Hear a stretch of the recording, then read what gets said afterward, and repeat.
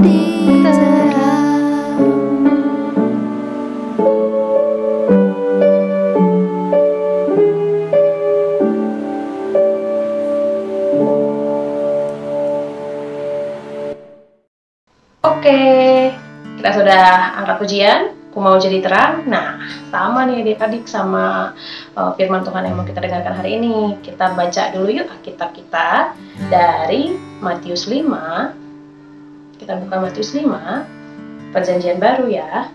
Matius 5 ayat 13 sampai 16. Ya adik-adik, dibuka dulu.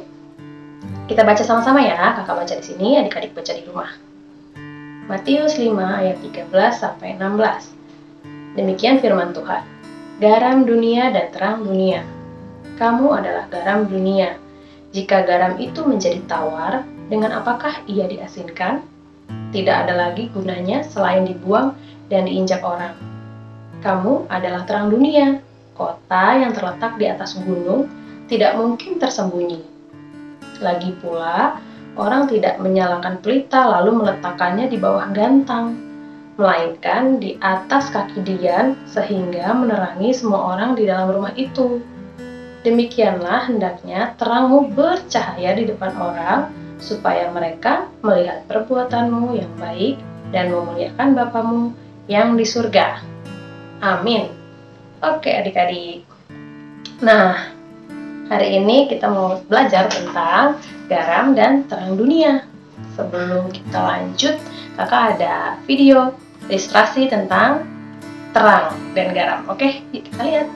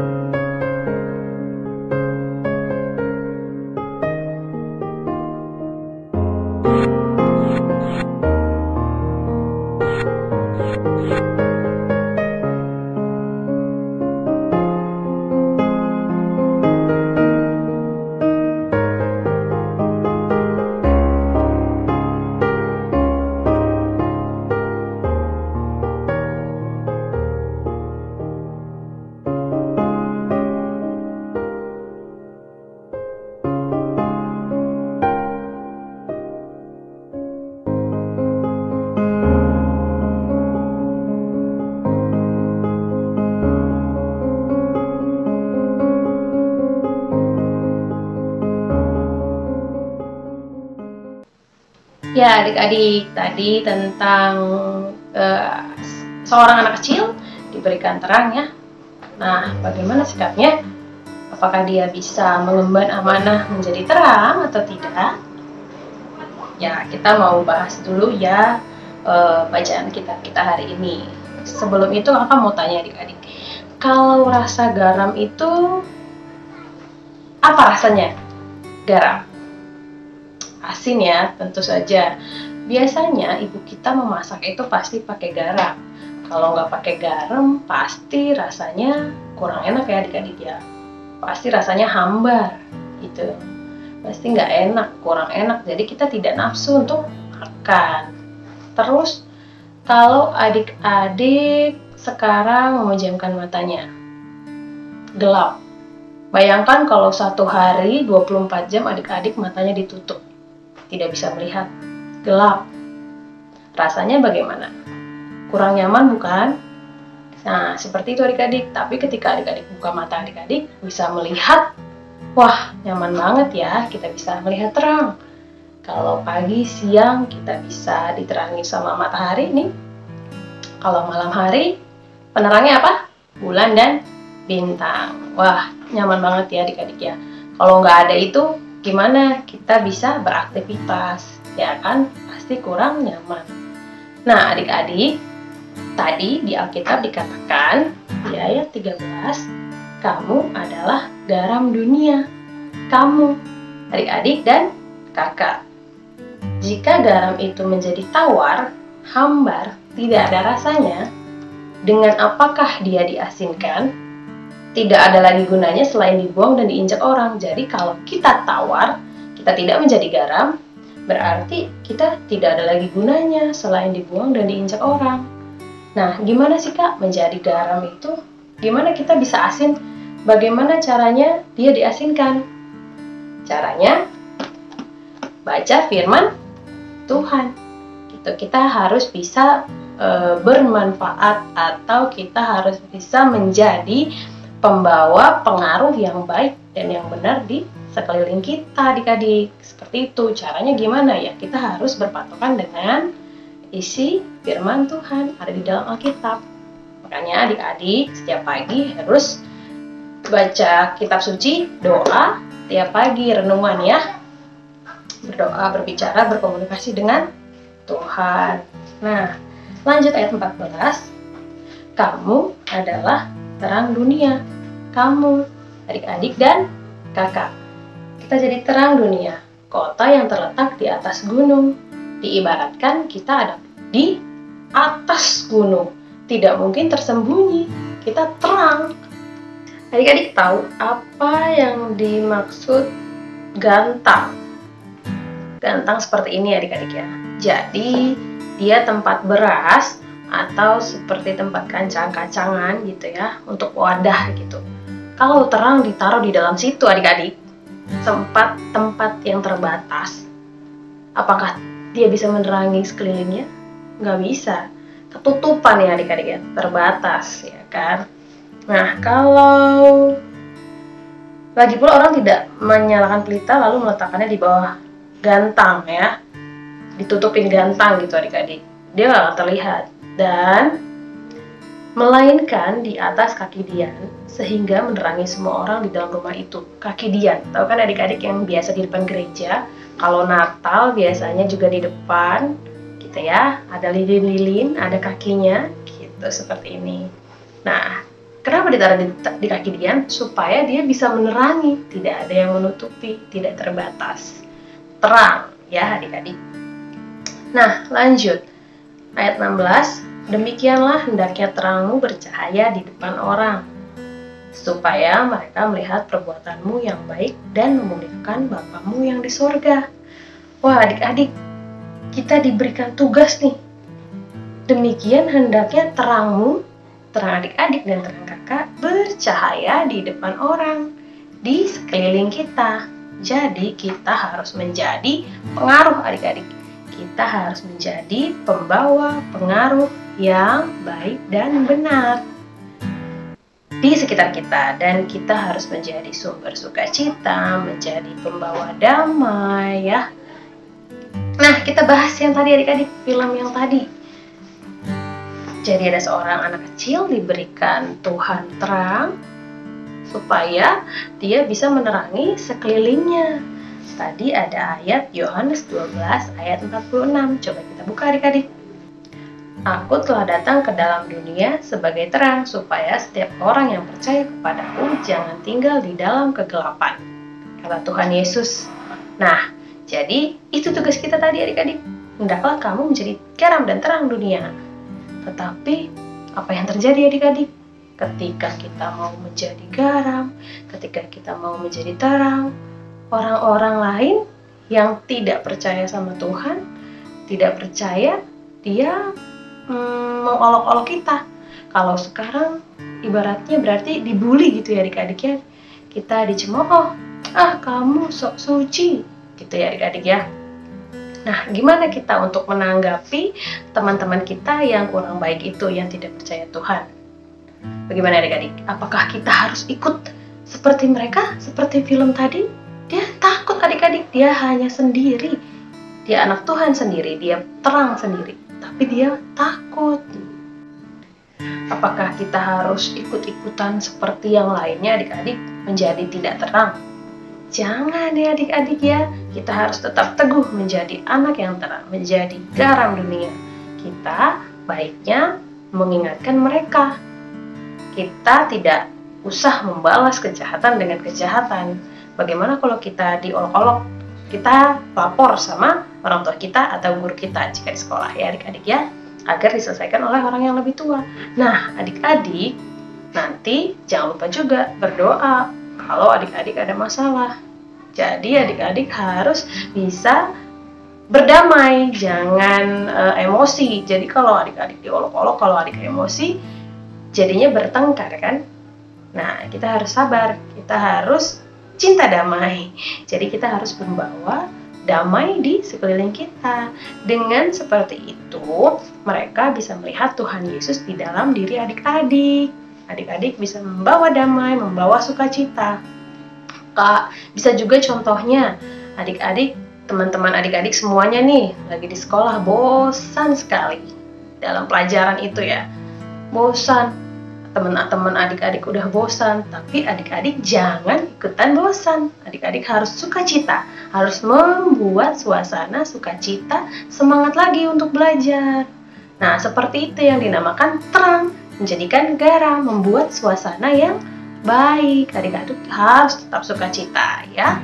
Nah, dengan seperti itu kita bisa menjadi garam dan terang dunia. Orang-orang lain bisa ikut seperti kita, ikut merasakan damai sukacita, ikut merasakan berkat yang kita berikan kepada mereka. Puji Tuhan kalau mereka juga jadi ikut percaya sama Tuhan. Kita memberitakan Injil melalui kesaksian kita, melalui perilaku kita. Kita bisa menjadi terang dan garam dunia. Oke adik-adik, sekarang tugasnya adalah adik-adik menulis ayat berapa aja yang ada di film ilustrasi yang tadi. Ada 4 ayat adik-adik.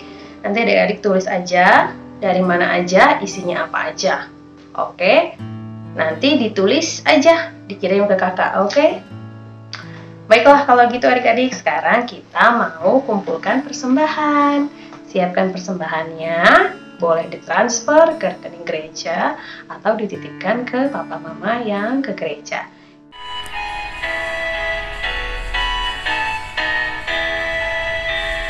Bawa persembahanmu, bawa dengan suka, dengan rela hati.